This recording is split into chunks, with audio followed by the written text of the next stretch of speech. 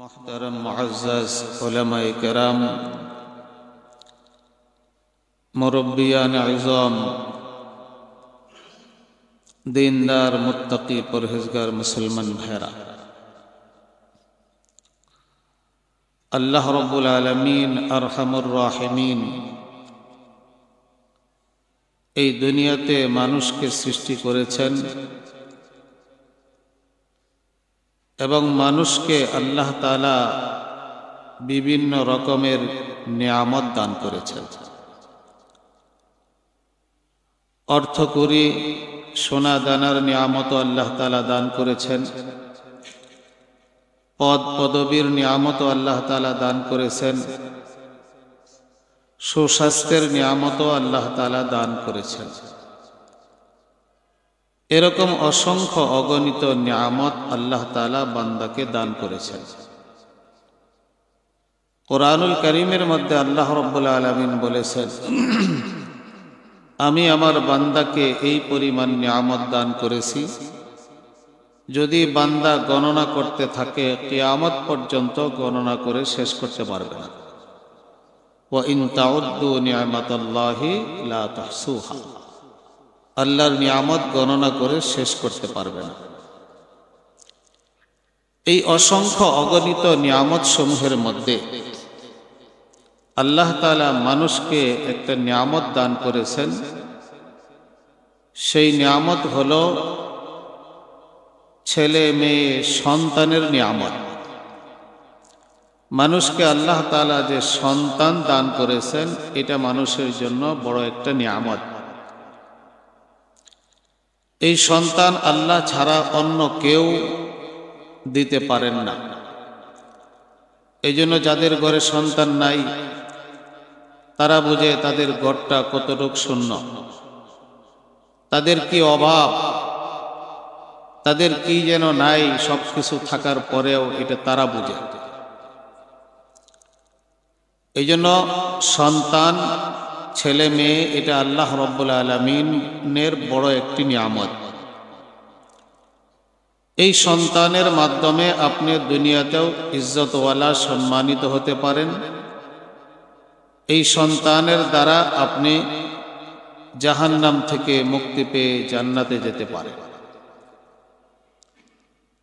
আপনার সন্তান যদি দিনদার হয়, নেককার হয়, পরহেজগার হয়, সমাজে সন্ত্রাসী কর্মকাণ্ডের সাথে যদি জড়িত না থাকে, গুনাহের কাজে যদি জড়িত না থাকে, তাহলে এই সন্তানের কারণে আপনিও দুনিয়াতে ইজ্জতওয়ালা হবেন। আর এই নেক সন্তানের উসিলায় আপনি জাহান্নাম থেকে মুক্তি পেয়ে জান্নাতে যেতে পারেন। এই জন্য মানুষের সন্তান, এটা মানুষের জন্য বড় একটা নিয়ামত আল্লাহ তাআলা দান করেছেন। কোরআন এবং হাদিসের বিভিন্ন জায়গা আল্লাহ এবং আল্লাহর রাসূল এই কথাও বলেছেন যে সন্তান, সন্তানাদি এগুলো তোমাদের জন্য বড় একটা নিয়ামত। আল্লাহর নবী সাল্লাল্লাহু আলাইহি ওয়াসাল্লাম এই সন্তান দ্বারা দুনিয়া এবং আখিরাতে ইজ্জতওয়ালা এবং সম্মানিত হওয়ার জন্য মৌলিকভাবে দুইটি জিনিস উল্লেখ করেছেন। আল্লাহ নবী সাল্লাল্লাহু আলাইহি ওয়াসাল্লাম বলেছেন, তোমাদের সন্তানদেরকে তোমরা হুসনে তালিম, উত্তম শিক্ষা দান করো। উত্তম শিক্ষার কথা বলছে, শিক্ষার কথা বলে নেই। হুসনে তালিম, তোমাদের সন্তানদেরকে তোমরা উত্তম শিক্ষা দান করো। আর দুই নম্বর হলো হুসনে আদব, ভালো উত্তম আদব শিক্ষা দাও। কোন বাবা, কোন মা যদি তার সন্তানকে একটা উত্তম জিনিস শিক্ষা দেয়, উত্তম একটা আদব শিক্ষা দেয়, আল্লাহ তাআলা ওই বাবা মার আমল নামায় একটা সদকার সওয়াব লিখে দেয়। ধরে নেন, আপনি যদি বলেন আপনার বাচ্চাকে যে বাবা তুমি রাস্তাঘাটে মানুষদেরকে, মুরব্বীদেরকে, তোমার পিতামাতা, উস্তাদদেরকে তুমি সালাম দিবে, তো এই ছেলেটা সে সালাম দেয়, ভালোভাবে জিজ্ঞাসা করে। এই যে সালাম দেওয়ার একটা আদব আপনি শিক্ষা দিলেন, আপনার আমল নামায় সদকার নেকি আল্লাহ রাব্বুল আলামিন লিখে দিবেন। শুধু তাই না, এই আপনার ছেলেটা সে 60-70 বছর হায়াত পাবে, সে যতবার যত হাজারবার মানুষদেরকে সালাম দিবে ততবার সালামের নেকি আপনার আমল নামায় আল্লাহ তাআলা লিখে দিবে। এই জন্য আল্লাহ নবী সাল্লাল্লাহু আলাইহি ওয়াসাল্লাম বলেছেন, যাদেরকে সন্তান দেওয়া হয়েছে তোমরা এই সন্তানদেরকে উত্তম শিক্ষা দাও এবং উত্তম আদব শিক্ষা দাও। জ্ঞানও দিতে হবে, উত্তম জ্ঞান শিক্ষা দিতে হবে, আর আদব, উত্তম আদব শিক্ষা দিতে হবে। তাহলেই এই সন্তানের মাধ্যমে তুমি দুনিয়াতে ইজ্জতওয়ালা হতে পারবে আর আখিরাতেও মুক্তি পেয়ে যাবে। এই জন্য আল্লাহ নবী সাল্লাল্লাহু আলাইহি ওয়াসাল্লাম সাহাবাদেরকে উত্তম শিক্ষা দিয়েছিলেন আর উত্তম আদব শিক্ষা দিয়েছিলেন। আল্লাহ নবীর ১৬ লক্ষ সাহাবাদের মধ্যে একজন সাহাবী, তার নাম হলো আব্দুল্লাহ ইবনে আব্বাস রাদিয়াল্লাহু তাআলা আনহু। অল্প বয়সেই সে মুসলমান হয়েছে। আল্লাহর নবী সাল্লাল্লাহু আলাইহি ওয়াসাল্লামের আপন চাচাতো ভাই হযরত আব্দুল্লাহ ইবনে আব্বাস রাদিয়াল্লাহু তাআলা আনহু। উনি এই আরবের গরমের মধ্যে দুপুরবেলা আল্লাহর নবীর বিভিন্ন সাহাবীদের বাড়িতে যাইতেন হাদিস সংগ্রহ করার জন্য।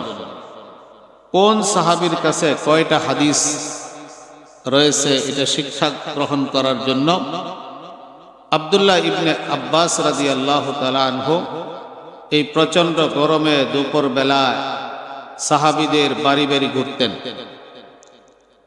অনেক সময় এমন হতো যে একজন সাহাবীর বাড়িতে গিয়েছেন, তো দুপুরবেলা সাহাবী আরাম করতেছেন, দরজা বন্ধ, উনি ওই দরজায় খটখটাই নাই, দরজা ডাকেন নাই, উনি দরজার সামনে বসে বা শুয়ে রয়েছেন কোনো কিছু বিছানা বিছিয়ে। 2 ঘন্টা পরে যখন ওই সাহাবী দরজা খুলছে, দেখে যে আব্দুল্লাহ ইবনে আব্বাস রাদিয়াল্লাহু তাআলা আনহু আল্লাহর নবীর চাচাতো ভাই এই তার দরজার সামনে রোদে শুয়ে রয়েছেন, বসে অপেক্ষা করতেছেন। ওই সাহাবী একবারে আশ্চর্য হয়ে গেছে, আরে আপনি আল্লাহর নবীর ফ্যামিলির লোক, আল্লাহর নবীর আপন চাচাতো ভাই, আপনি আমার দরবারে রোদের মধ্যে শুয়ে রয়েছেন। তো হযরত আব্দুল্লাহ ইবনে আব্বাস রাদিয়াল্লাহু তাআলা আনহু বলেন, আমি তো ছাত্র, আমি তো আপনার কাছে হাদিস শিক্ষা গ্রহণ করার জন্য এসেছি, আপনি আমার উস্তাদ, এই জন্য ছাত্রের জন্য উস্তাদের আরামের দিকটা লক্ষ্য করতে হবে। আপনি আরাম করতেছেন, এখন যদি আমি ডাক দেই তাহলে আপনার কষ্ট হবে, বেয়াদবি হবে। এই জন্য একজন ছাত্রের জন্য এটাই হলো আদব, উস্তাদ যখন দরজা খুলবে তখনই তার কাছ থেকে এই হাদিসটা, এই মাসলাটা জিজ্ঞাসা করে। তো এই জন্য আমি এখানে শুয়ে রয়েছি। তো বলে যে আপনি তো আল্লাহর নবীর চাচাতো ভাই, আপনার মর্যাদা তো অনেক বেশি। দেখেন, এত মর্যাদাবান হওয়ার পরেও উনি সাহাবাদের ঘরের দরজায় দাঁড়িয়ে দাঁড়িয়ে ইলম শিক্ষা করতেন। এই ছিল ওনার আদব। এই আদব রক্ষা করার কারণে আল্লাহ তাআলা তাকে যে মর্যাদা দিয়েছেন, সেই মর্যাদা হলো এই পুরা উম্মতের মধ্যে, সাহাবাদের মধ্যে সবচেয়ে বেশি কোরআনুল কারীম বুঝছেন হযরতে আব্দুল্লাহ ইবনে আব্বাস রাদিয়াল্লাহু তাআলা আনহু।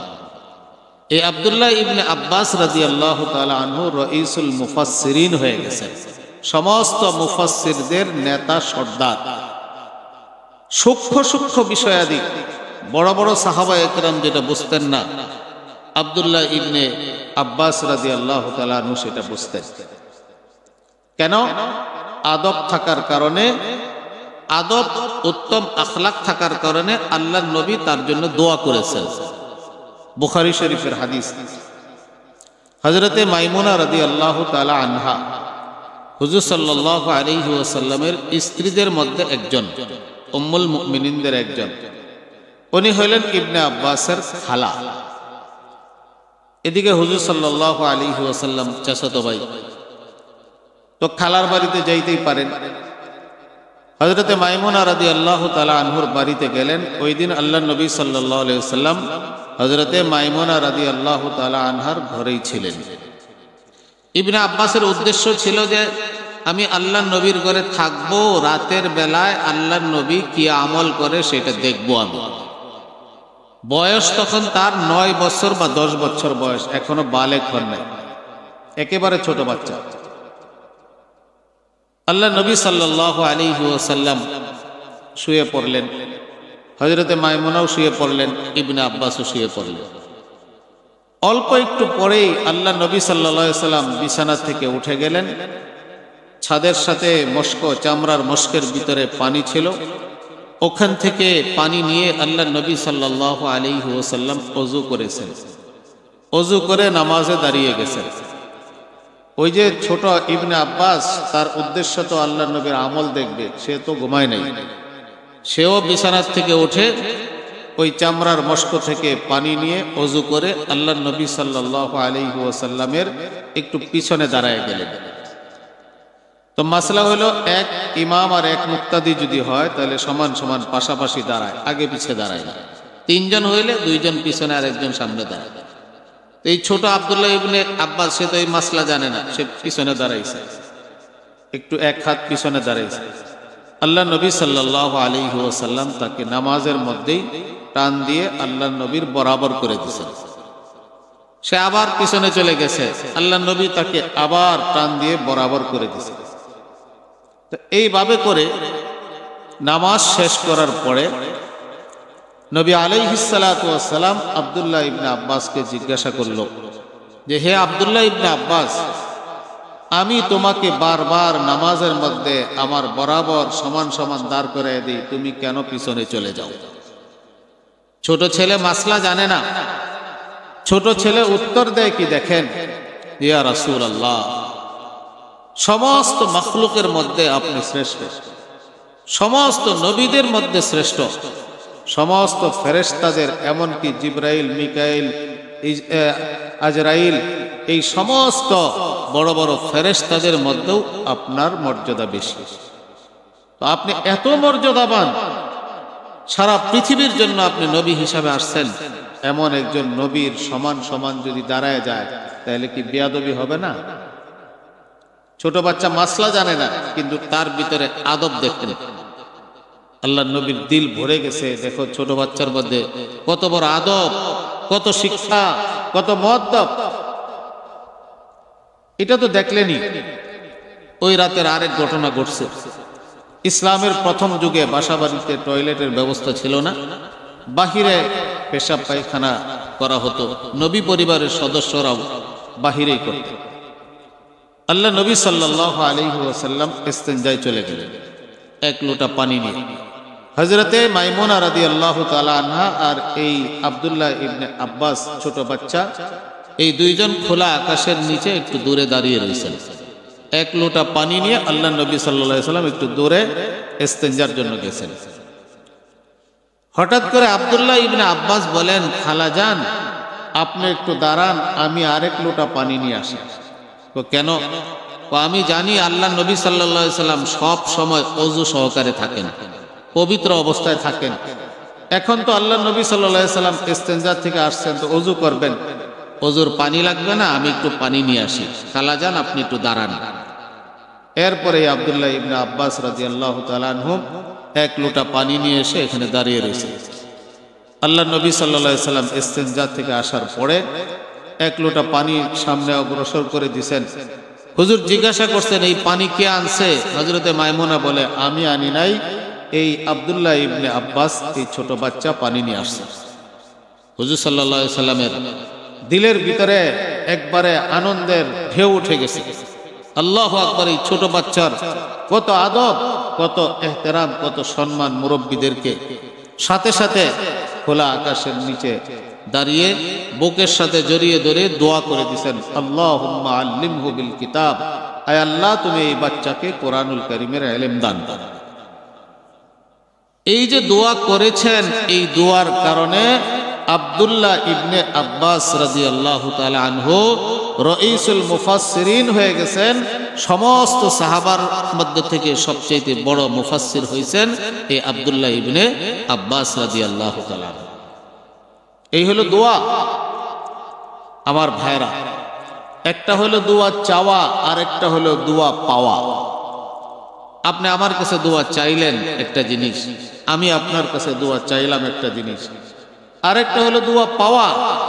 আপনি মুরব্বীদের সাথে ভালো আচরণ করলেন, পিতা মাতার সাথে ভালো আচরণ করলেন, উস্তাদের সাথে ভালো আচরণ করলেন, তো উস্তাদের দিল খুশি হয়ে একটা দোয়া করবে, এই দোয়াটা আপনি পেয়ে গেলেন। এই দোয়া যদি পেয়ে যান তাহলে আপনার দুনিয়া এবং আখিরাতে আপনি সফল কাম হবেন। এই জন্য এই আব্দুল্লাহ ইবনে আব্বাস এত বড় রাইসুল মুফাসসিরিন হইছেন যে আল্লাহ নবীর ইন্তেকালের পরে এই আব্দুল্লাহ ইবনে আব্বাস রাদিয়াল্লাহু তাআলা যখন ইলম শিক্ষা দিতেন, হাদিস পড়াইতেন, হাজার হাজার ছাত্র, মদিনা মক্কা বিদেশি ছাত্র তার দর্শে তার ক্লাসে বসতো, তার কাছ থেকে ইলম শিক্ষা করত। হাজার হাজার ছাত্র তার কাছ থেকে ইলম শিক্ষা করত। তারই এক ভাই ফজল ইবনে আব্বাস, এই ফজল ইবনে আব্বাস খাবারের ব্যবস্থা করত। ফজল ইবনে আব্বাস খাবারের ব্যবস্থা করত। বাবার নাম কি? আব্বাস। কথাটা যেহেতু আসছে বলেই দেই। আব্বাস রাদিয়াল্লাহু তাআলা আনহু ইসলামের পূর্বে সুদের ব্যবসা করত। সুদের ব্যবসা, প্রচুর টাকা সুদে লাগাইছে। ইসলাম কবুল করার পরে সুদ যখন হারাম হয়ে গেছে, আল্লাহ নবী সাল্লাল্লাহু আলাইহি ওয়াসাল্লাম এক মজমাতে ঘোষণা করেছেন যে আমার চাচা তোমাদের কাছে যে সুদের টাকা পাবে, আমি মুহাম্মদ সেটাকে মাফ করে দিলাম, কারণ সুদ ইসলামে বৈধ না। আল্লাহ নবীর চাচা দাঁড়ায় বললেন যে আমার ভাতিজা মুহাম্মদ আমার সুদ মাফ করে দিছে, আমি আব্বাস আসল টাকা মাফ করে দিলাম, তোমাদের আসলও দিতে হবে না, সুদও দিতে হবে। লক্ষ লক্ষ টাকা, আসল টাকা, সুদ সব মাফ করে দিছে। মানুষ মনে করছে দেউলিয়া হয়ে গেছে, গরিব হয়ে গেছে। অথচ উনি চলে যাওয়ার পরে ওনার এক ছেলে মসজিদে নববীতে হাদিসের দর্শ দিয়েছেন, মানুষের রুহানি খোরাক দিয়েছেন। আর যখন ক্লাস শেষ হয়েছে, আরেক ছেলে ফজল ইবনে আব্বাস বাহিরে দাঁড়ায়া ঘোষণা করছেন, আমার ভাইয়ের কাছ থেকে যারা ইলম নিয়েছেন মেহেরবানি করে আমাদের ঘরে একটু খাবার খেয়ে যাবে। এই বরকত আল্লাহ তাআলা দান করেছেন। এই জন্য আমার ভাইরা, উপার্জন হালাল করি, আল্লাহ তাআলা বরকত দিবেন। সুদের টাকা, অন্যায়ভাবে ঘুষের টাকা, দুর্নীতির টাকা, অর্থাৎ হারাম পন্থার যত পন্থা আছে, এই পন্থায় টাকা উপার্জন বন্ধ করেন, আল্লাহ তাআলা বরকত দিবেন। হাদিসে পাকের মধ্যে আসছে, মা নাবাতা লাহমুম মিন সুহতিন ইল্লা কানাতিন নারু আওলা বিহি। দেহের ভিতরে যেই গোশতের টুকরাটা হারাম খাবারের দ্বারা জন্ম নিয়েছে, এই টুকরা জাহান্নামে যাবে। দুনিয়াতে আপনি জোর জবরদস্তি করে আপনি হারাম উপার্জন করতে পারেন, আল্লাহ পাক দেখতেছেন আপনার মৃত্যুর পরে আপনাকে জাহান্নামে যেতে হবে। হারাম খাবার যে খাবে তার দোয়া কবুল হবে না, তার ইবাদত কবুল হবে না, আসমান পর্যন্ত ঝুলিয়ে থাকবে। কঠিন মুসিবতের পরে দোয়া করবে, সেই দোয়াও কবুল হবে না। এবং নেককার আল্লাহওয়ালাদের কাছে যদি দোয়া চায়, আল্লাহওয়ালারাও যদি তাদের জন্য দোয়া করে, তাও দোয়া কবুল হবে না, এদের খাবার হালাল না হওয়ার কারণে। এই জন্য আমার ভাইরা, উপার্জন হালাল করি, আল্লাহ তাআলা বরকত দান করবেন। হযরত আব্বাস রাদিয়াল্লাহু তাআলা সমস্ত সুদের টাকা, আসল টাকা সব মাফ করে দিয়েছেন, পুরা দেউলিয়া হয়ে গেছে। অথচ আল্লাহ তাআলা তার মালের ভিতরে এত বরকত দিয়েছেন, এক ভাই ইলমের ব্যবস্থা করেছেন, আর এক ভাই খাবারের ব্যবস্থা করেছেন। এই জন্য আমার ভাইরা, বলতেছিলাম, আপনার সন্তান দ্বারা যদি আপনি জান্নাত কামাইতে চান, তাহলে আপনার সন্তানকে আপনি উত্তম শিক্ষা দেন, উত্তম আদব শিক্ষা দেন, উত্তম আদব শিক্ষা দেন। আদব এটা মানুষের জন্য সৌন্দর্য। আজকে ইমাম বুখারী রাহমাতুল্লাহ আলাইহি এত বড় কিতাব লিখেছেন, কোরআনুল কারীমের পরেই বিশুদ্ধতার দিক থেকে সবচেয়ে সর্বশ্রেষ্ঠ কিতাব হলো বুখারী শরীফ। এই ইমাম বুখারী যিনি বুখারী শরীফ লিখেছেন, তার ভিতর কি আদব ছিল জানেন? ছাত্র ভাইয়েরা ভালো করে শোনো, যে ছাত্ররা শুনতেছ, ইমাম বুখারী রাহমাতুল্লাহি আলাইহি হাদিস পড়াইতেছিলেন, বুখারী শরীফ পড়াইতেছিলেন। আপনারা যেরকম আমার দিকে ফিরে আসছেন, আমি এই দিকে ফিরে আসি, ওই সামনে রাস্তা দিয়া বাচ্চারা খেলাধুলা করতেছে। তো এমন সময় উনি বসে বসে পড়াইতেছিলেন, হঠাৎ দাঁড়িয়ে গেলেন। 2-4-5 মিনিট দাঁড়ানোর পরে আবার বসলেন, কিছুক্ষণ পরে আবার দাঁড়িয়ে গেলেন, কিছুক্ষণ পরে আবার বসলেন। মানে পুরা ক্লাসের মধ্যে মাঝে মাঝে উঠতেন বসতেন, উঠতেন বসতেন। ছাত্ররা চিন্তা করলো হয়তো পেটে কোনো সমস্যা, ব্যথা ট্যাথা ইত্যাদি অনুভব করতেছে, অস্থিরতা বোধ করতেছে। ক্লাস শেষে জিজ্ঞাসা করলো, হযরত কোনো সমস্যা? কয় না, কোনো সমস্যা নেই। তাহলে আজকে যে উঠলেন বসলেন ক্লাসে, এমন তো কোনোদিন করেন না। তো বলে যে আসলে কোনো সমস্যা নাই, আসল কারণ হলো তোমরা তো আমার দিকে তাকিয়ে রইছো, রাস্তার খবর জানো না। এই রাস্তাতে কিছু বাচ্চারা খেলাধুলা করতেছে, তার মধ্যে একটা বাচ্চা হলো আমার শিক্ষকের ছেলে, আমার উস্তাদের ছেলে। আমার উস্তাদের ছেলে খেলতে খেলতে যখন আমার সামনে চলে আসে, আমার উস্তাদের সম্মানার্থে আমি দাঁড়িয়ে যাই। আবার খেলতে খেলতে যখন আমার চোখের আড়ালে চলে যায়, তখন আবার বসে পড়ি। আবার খেলতে খেলতে যখন সামনে চলে আসে, উস্তাদের সম্মানার্থে উস্তাদের ছেলে দেখেও আমি দাঁড়ায় যাই। এইভাবে করে এক ক্লাসের ভিতরে বারবার দাঁড়াইছেন, বসছেন। এত ছিল আদব ছিল। এই আদবের কারণে এত বড় আলেম হয়েছেন, এত বড় কিতাব লিখেছেন। শুধু কিতাবই লেখেন নাই, আল্লাহর দরবারে এত মকবুল হয়েছেন, এত প্রিয় হয়েছেন। তাকে যখন কবর দেওয়া হয়েছে, তার কবর থেকে মেশক আম্বরের ঘ্রাণ ছড়াইছে, মেশক আম্বরের ঘ্রাণ ছড়াইছে। মানুষ মাটি নিয়ে বাড়ি ঘরে যাইতেছিল, দীর্ঘদিন যাবত এইভাবে ঘ্রাণ ছড়াইতেছিল।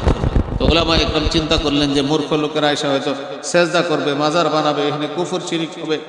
একজন আল্লাহওয়ালার কাছে দরখাস্ত করলেন, আল্লাহওয়ালার দোয়ার বরকতে এটা বন্ধ করে দিল। তো আদবের কারণে আজকে স্কুল বলেন, মাদ্রাসায় বলেন, ছাত্রদের মধ্যে, ছেলে মেয়েদের মধ্যে আদব বলতেই নাই।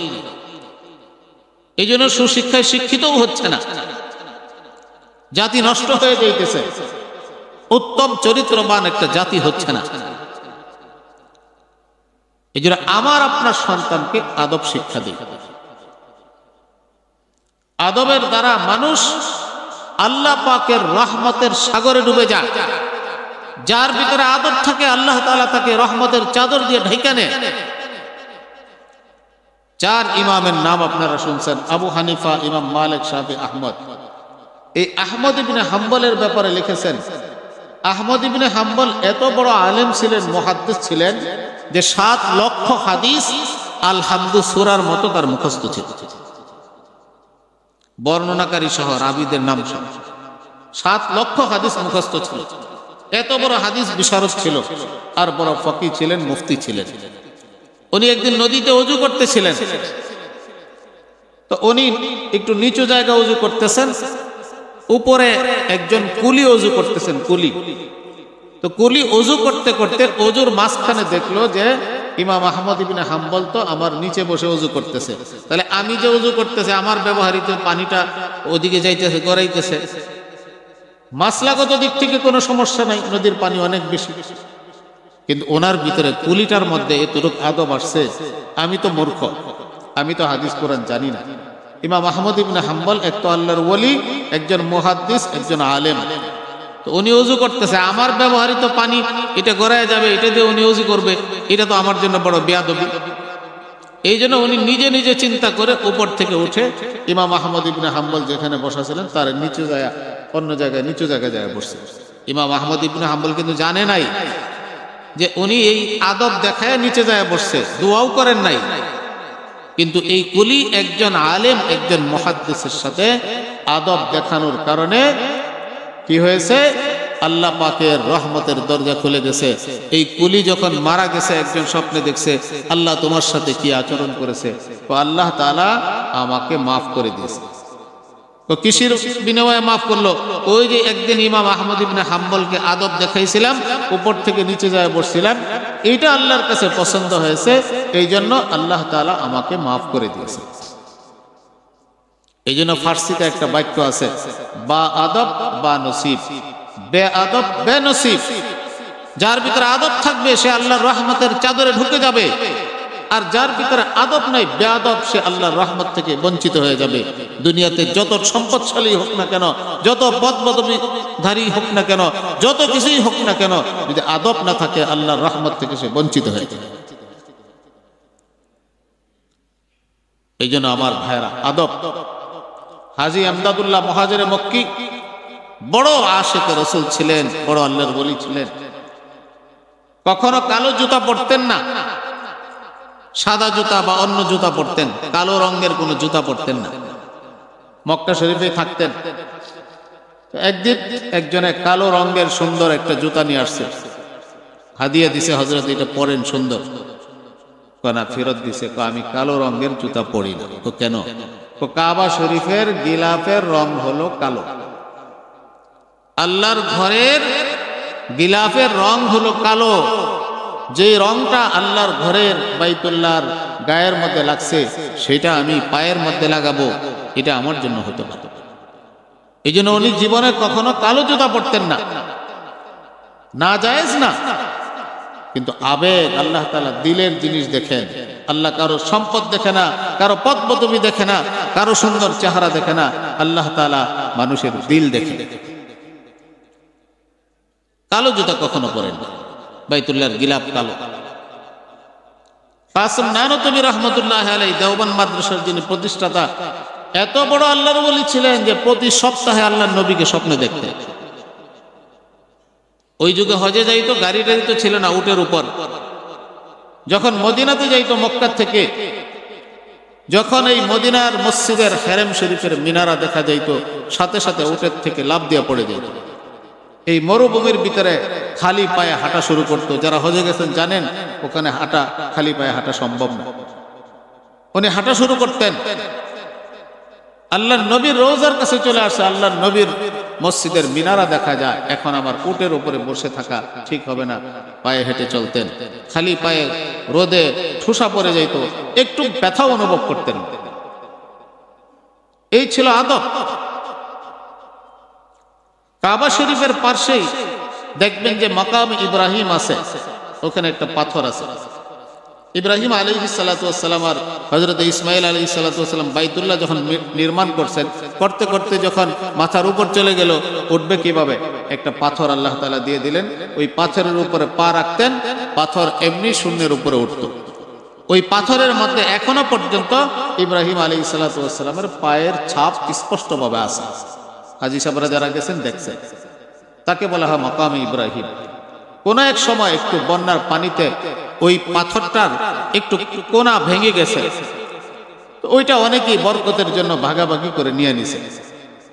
রশিদ আহমদ গঙ্গোহী রহমতুল্লাহ আলাইহির কাছে একটু টুকরা আসছে, উনি ওই পাথরটাকে একবারে পিষা গোড়া কইরা ওনার সুরমাদানির ভিতরে উনি লাগাই দিছেন, মিশায়া চোখের মধ্যে লাগাইতেন, যে এই পাথর তো ঘরে রাখার মতো জিনিস না, এই পাথর তো চোখের সুরমা বানানোর উচিত। অথচ পাথর লাগাইলে চোখের ক্ষতি হয়, এরপরেও এই পাথরকে সুরমা হিসাবে ব্যবহার করেছে। এই জন্য আমার ভাইরা, আদব, নিজেরা মুআদ্দব হই, বাচ্চাদেরকে আদব শিক্ষা দিই। আদব শিক্ষা দিলে আল্লাহ রাব্বুল আলামিন এই বাচ্চার উপরে তার রহমতের দরজা খুলে দেন। আদব শিক্ষা দিই। দেওবন্দের বড় দুইজন আল্লাহর ওলি, আশরাফ আলী থানভী রহমতুল্লাহ আলাইহি আর হুসাইন আহমদ মাদানী রহমতুল্লাহ আলাইহি, দুইজনই বড় আল্লাহর ওলি। মোটামুটি 15-20 কিলোমিটার দূরত্ব একজন আরেকজনের বাড়ি। হুসাইন আহমদ মাদানী রহমতুল্লাহ আলাইহি রাতের বেলা সফর করে ওনার এলাকায় চলে গেছেন, ওনার মাদ্রাসায় চলে গেছেন, খানকাতে। তো ওনার খানকার ভিতরে লেখা আছে যে রাত 10টার পরে উনি কারোর সাথে সাক্ষাৎ দেন না। উনি যাইতে যাইতে 10:30 বাজছে, উনি ওনারে ডাকেন নাই, কারণ ওনার নিয়ম হলো যে 10:30টার পরে উনি কারোর সাথে সাক্ষাৎ দেন না, লেখা দিয়েছেন। তো উনি ওনাকে ডাকেন না। অথচ উনি অনেক বড় মানুষ, সবার জন্য তো এই নিয়ম না। উনি বাহিরেই বিছানা পেতে শুয়ে রয়েছেন। তাহাজ্জুদের সময় উঠে যখন বের হয়েছেন তখন দেখা যায় আশরাফ আলী থানভী রহমতুল্লাহ আলাইহি দেখলেন যে হুসাইন আহমদ মাদানী তার দরজার পাশে দাঁড়ানো। ওরে আল্লাহ, বুকের সাথে মুসাফা করে, হজরত আপ কব আয়ে हैं? তো मैं तो रात को आया, রাতের বেলা আসছি। तो मुझे बुलाया क्यों नहीं? আমাকে ডাকলেন না কেন? तो बोले जो आपका उसूल ये है कि 10 बजे के बाद आप किसी से मिलते नहीं। আপনার তো নিয়ম এটা 10টা বাজার পরে কারোর সাথে আপনি সাক্ষাৎ করেন না। তো উনি বলেন आपके लिए थोड़ा ही ये उसूल है, আপনার জন্য নাকি এটা সাধারণের জন্য, আপনার জন্য তো না। কেন আমি আপনার উসুল আর নিয়মের এহতেরাম করি, সম্মান করি। দেখেন আদব দেখাইছেন। এরপরে কি হয়েছে জানেন? তাহাজ্জুদ দুই বুজুর্গ পড়ে মসজিদে ফজরের নামাজ পড়তে গেছেন। ফজরের নামাজ পড়া যখন বের হয়, আশরাফ আলী থানভী রহমতুল্লাহ আলাইহি হুসাইন আহমদ মাদানী রহমতুল্লাহ আলাইহির জুতা সোজা করে দিয়েছেন। দুইজনেই কাছাকাছি বড় সমবয়স্কী, এক ওলি আর এক ওলির জুতা সোজা করে দিয়েছেন। আর হুসাইন আহমদ মাদানী রহমতুল্লাহ আলাইহি ওই জুতাটা পায়ের মধ্যে না পড়ে জুতা বাস করে বুকের মধ্যে কিতাব যেরকম নেই বুকের মধ্যে জুতা নিয়ে হাঁটতেছে। আশরাফ আলী থানভী রহমতুল্লাহ আলাইহি জিজ্ঞাসা করলেন, হযরত आप क्या कर रहे हैं? जूतिया तो ये तो पैर पर लगाने की चीज है, आप सीने पर क्यों लगाए? জুতা তো পায়ে লাগানোর কথা, আপনি বুকে লাগাইছেন কেন? তো উত্তরে বললেন, जिस जूतिया पर अशरफ अली का हाथ लग गया वो हुसैन अहमद को मजाल नहीं है, वो पैर पर लगाए, वो तो सीना पर लगाने का हक है।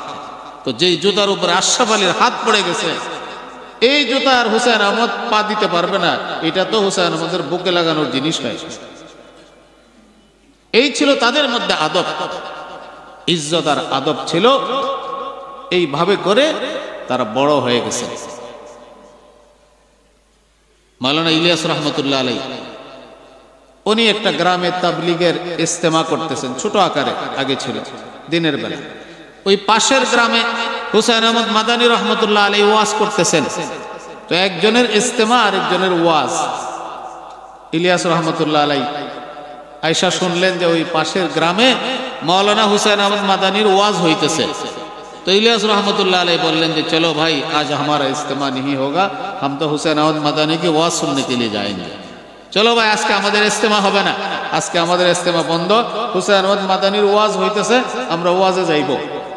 উনি ওনার সব শ্রোতাদেরকে নিয়ে ওনার ওয়াজে যাইতেছেন। এদিকে হুসাইন আহমদ মাদানী আয়েশা শুনছে যে ওই পাশের গ্রামে ইলিয়াস রহমতুল্লাহ আলাইহির ইজতিমা হইতেছে। উনি ওনার যারা ওয়াজের শ্রোতা ছিল এদেরকে বলছে, ভাই আজ हमारा ওয়াজ नहीं होगा, चलो हम इलियास की इज्तिमा में जाएंगे। আমার ওয়াজ বন্ধ, চলো ইলিয়াসের ইজতিমা হইতেছে, ওখানে যাব। উনি ওনার লোকদেরকে নিয়ে আসতেছে, উনি ওনার লোকদেরকে নিয়ে আসতেছে। দুইজনে মাঝখানে দেখা হয়ে গেছে। হযরত आप कहाँ जा रहे हैं? আপনি কই যান? हम तो आपकी ওয়াজ सुनने जा रहे हैं, আমরা তো আপনার ওয়াজ শোনার জন্য যাইতেছি। হুসাইন আহমদ মাদানী কে জিজ্ঞাসা করছে, आप कहाँ जा रहे हैं? हम तो आपके इज्तिमा में जा रहे हैं, আজকে তো আমি আমাদের ইজতিমা আপনার ইজতিমায় যাইতেছি। এই ছিল শ্রদ্ধা। আলেম ইলিয়াস রহমতুল্লাহ আলাইহি এদের মধ্যে এই ইজ্জত সম্মান ছিল। আজকে যারা তাবলীগের কাজ করতেছে একটু চিন্তা করে দেখি আমাদের মূলে যারা ছিল তারা কি করেছে। উলামাদের তত্ত্বাবধানে আমরা চলবো, ইজ্জতের সাথে চলবো, সম্মানের সাথে চলবো, উলামাদের তত্ত্বাবধানে চলবো। একটা বাড়ি করব, ইঞ্জিনিয়ারের মশওয়ারা নিব না, মন মতো করবো, হবে না, ভেঙে পড়বে বাড়ি। ডাক্তারের পরামর্শ ছাড়া আপনি চিকিৎসা করবেন, মরে যাবেন, ক্ষতি হয়ে যাবে। দিনের উপরে চলবেন, উলামাদের মশওয়ারা নিবেন না, হতে পারে। উলামাদের মশওয়ারা নেন, তাদের সাথে মিলে মিশে কাজ করেন, আল্লাহ তাআলা সবার জন্য বরকত রাখবেন, সবার জন্য হেদায়েতের ফয়সালা করবেন। এই জন্য আমার ভাইরা, সমস্ত মানুষের ভিতরে যেন আদব, উত্তম শিক্ষা চলে আসে। এই জন্য বাবা মার সবচেয়ে বড় ভূমিকা পালন করতে হবে।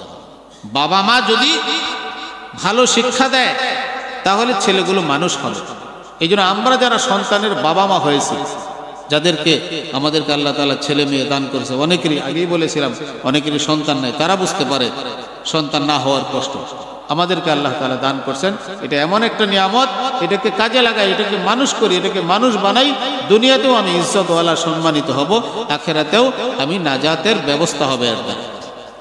একটা ছেলেকে যদি হাফেজ বানাইতে পারেন, আল্লাহর নবী বলে গেছেন একজন হাফেজে কোরআন একজন হাফেজে কোরআন এমন 10 জন মানুষকে জাহান্নাম থেকে মুক্ত করে জান্নাতে নিয়ে যাবে, ওয়াজাবাত লাহুন নার, যার জন্য জাহান্নামের চূড়ান্ত সিদ্ধান্ত হয়ে গেছে, চূড়ান্ত ফয়সালা, ফাঁসির আদেশ হয়ে গেছে।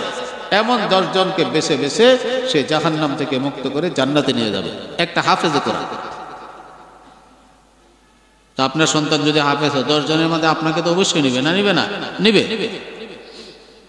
এই জন্য নেককার বানান বাচ্চাদেরকে, সুশিক্ষা দেন, তাহলে এর ফল কবরে বুক করে, কবরে শুয়ে শুয়ে বুক করতে পারবে, কবরটা বেহেশতের বাগান হবে। এই জন্য আমি অনেক সময় বলি, সন্তানের জন্য সম্পদ কইরেন না, সন্তানের জন্য সম্পদ কইরেন না, সন্তানকেই সম্পদ বানান। সন্তানকে কি বানান? সম্পদ বানান। এই যে বাংলাদেশের যে তাবলিগি জামাতের জিম্মাদার মাওলানা জুবায়ের সাহেব, ওনার শাশুড়ি ওই সাভারের গেন্ডা, ওখানে এক কবরস্থানে দাফন। ওনার এক ছেলে ওই নারায়ণগঞ্জে থাকে। যখনই আসে দুপুর 11টার সময় আসলে মায়ের কবরের পাশে বসে 2 ঘন্টা 3 ঘন্টা পর্যন্ত কোরআন শরীফ পড়ে আর দোয়া করে। শীতের রাতে আসলেও, রাত 12টার সময় আসলেও অন্ধকার কবরের পাশে গিয়ে এইভাবে 2-3 ঘন্টা ফজর পর্যন্ত কবরের পাশে বসে বসে দোয়া করে। এমন একটা বাতি রেখে যান, এই সন্তানের দোয়া আপনার কবরের মধ্যে আলো হবে, নূর হবে, অন্ধকার ঘরের আলো হবে, বেহেশতের বিছানা হবে। এমন একটা বাতি রেখে যান। আপনার সন্তানকে আল্লাহ সন্তান দিয়েছে, এটাকে মানুষ বানায়া একটা বাতি বানান, একটা লাইট বানায় রেখে যান, কবরে গেলে এর ফল ভোগ করতে পারবে। হাদিসের মধ্যে আসছে, একজন সন্তান যদি নেককার হয়, দিনদার হয়, হাফেজে কোরআন হয়, এর ফল তো ভোগ করবে, এবং এর পরবর্তীতে তার সন্তানের সন্তান, তার সন্তানের সন্তান, যত এরকম ভাবের লোক আছে, ওদেরও ফলাফল এই কবরবাসী ভোগ করবে। শুধু এই কবরবাসী না, এই কবরবাসীর উপরে এর বাবা দাদা যারা পূর্বপুরুষ চলে গেছে, তারাও পর্যন্ত এই সওয়াবের দ্বারা উপকৃত হয়। এই জন্য ভাই, আজকে স্কুল বলেন, কলেজ বলেন, মাদ্রাসা বলেন, সব জায়গায় আমরা যে জিনিসটা দেখি সেটা হলো যে ছাত্রছাত্রীদের মধ্যে আদব কায়দার বড় অভাব। আমরা না অভিভাবকরা এই ব্যাপারে আমরা সচেতন, না অন্যরা সচেতন। এই জন্য জাতি এরকম অভদ্র হয়ে যাচ্ছে। শিক্ষিত কিছু আলফাজ বাক্যের শিক্ষা শিখতেছে, কিন্তু এই শিক্ষার প্রভাব তার ভিতরে পড়তেছে না। শিক্ষার্থী ছেলেদের আদব আখলাক, এদের আচার আচরণ দেখে আপনি মনে করবেন যে একটা মূর্খ। শিক্ষার একটা আসর তার দেহের ভিতরে পড়া দরকার, তার আচরণে পড়া দরকার। আল্লাহই তো বলেছেন, কুল হাল ইয়াস্তাবিল্লাযীনা ইয়ালামুনা ওয়াল্লাযীনা লা ইয়ালামুন, শিক্ষিত আর অশিক্ষিত তারা কখনো একসাথে এক সমান হতে পারে। কিন্তু আজকে শিক্ষিত জাতিগুলো, শিক্ষিত ছেলেবেলেগুলো আদব কায়দার ধারে কাছে নাই। এদের মনে হয় যে এগুলো হিরোইনসি, মাদকাসক্ত, এগুলো এই সমস্ত বাজে ছেলেপেলের মতো মনে হয়। এই জন্য আমার ভাইরা, অভিভাবকদেরকে একটু সচেতন হতে হবে। বাচ্চাদেরকে সময় দিই, তাদের আদব আখলাকের প্রতি লক্ষ্য রাখি, খেয়াল করি, তো আল্লাহ তাআলা দেখা যাবে আমাকে দুনিয়াতেও ইজ্জতওয়ালা করবেন, আখেরাতেও জাহান্নাম থেকে মুক্তি দিবেন। তো যাই হোক আমার ভাইরা, আমার অন্য সম্পদের হেফাজত যেরকম করি, আমি অন্য সম্পদ টাকা পয়সা যেরকম বাড়ানোর চেষ্টা করি, আমার সন্তানকে আমি একটু হেফাজত করি, আদব কায়দা শিক্ষা দেই। যার কাছে গেলে দিন শিখবে, যার কাছে গেলে আদব কায়দা শিখবে, তাদের সহবতে পাঠাই, তাদের কাছে পাঠাই। পাঠানোর মাধ্যমে এদেরকে একটু দিনদার, মুত্তাকি, সুন্দর শিক্ষা, সুন্দর আদব কায়দা এদেরকে শিক্ষা দেই, তাহলে ইহ জগৎ এবং পরকাল আমাদের সফল কাম হতে পারবে। আল্লাহ রাব্বুল আলামিন আমাদেরকে এই কথাগুলোর উপর আমল করার তৌফিক দান করুন। ওয়া আখিরু দাওয়ানা আনিল হামদুলিল্লাহি রাব্বিল আলামিন। আসসালামু আলাইকুম ওয়া রাহমাতুল্লাহি